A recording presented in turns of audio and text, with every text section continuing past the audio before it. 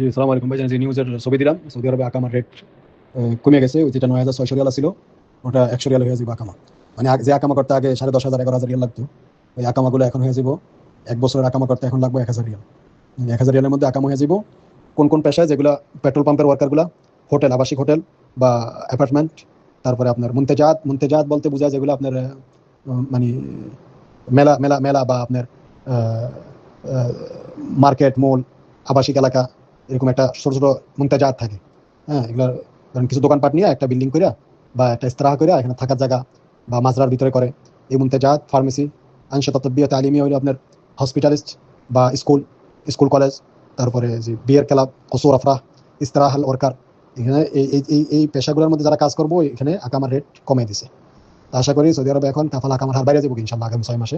যারা পায় সবাই, আর যে দোকানগুলো 24 ঘন্টা করে খুলবো, যে কোনো 24 ঘন্টা লাইসেন্স, ধরেন সুপার মার্কেট লাইসেন্স 24 ঘন্টা, আর আকামা রেট করে দিব 9,600 রিয়াল, যেটা মোকাবেল মানি নিত এখন 100 রিয়াল দিব। যে কোনো সুপার মার্কেট হোক, রেস্টুরেন্ট হোক, যে কোনো 24 ঘন্টা খোলা থাকে। যে কোনো নেশাত, নেশাত বলতে যে কোনো দোকানপাট, যে কোনো কিছু হোক, কনস্ট্রাকশন কোম্পানি ছাড়া, ধরেন আপনার যেটা 24 ঘন্টা খোলা থাকে, 24 ঘন্টা খোলা থাকবে যে কোনো দোকান, জুসের দোকান হোক, কফি শপ হোক, রেস্টুরেন্ট হোক, 24 ঘন্টা খোলা লাইসেন্স, তাদের আকামা 1,000 রিয়াল, 11,000 রিয়াল থেকে 1,000 রিয়াল। তো আলহামদুলিল্লাহ, আশা করি আমাদের যে সমস্যা